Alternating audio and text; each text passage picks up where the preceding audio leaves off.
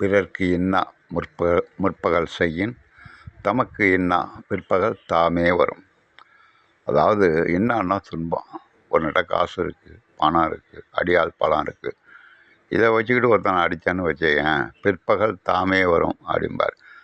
முன்னாடி நீ அவனுக்கு செய்கிற பின்னாடி தானாக வரும்டா உனக்கு அந்த தண்டனை அப்படின்னு சொல்கிறாரு.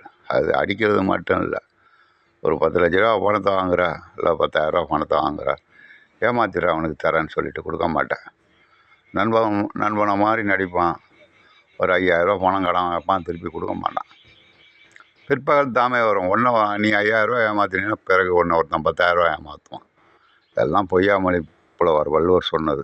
எனவே மற்றவர்களுக்கு எந்த வகையிலும் துன்பம் செய்யக்கூடாது, துரோகம் செய்யக்கூடாது. பிற்பகல் தாமே வரும், மறுநாள் உனக்கே வந்துடாது அப்படிங்கிறார். இதெல்லாம் மாணவர்கள் புரிந்து கொள்ள வேண்டும். மிகவும் முக்கியமான திருக்குறள். நன்றி மாணவர்கள்.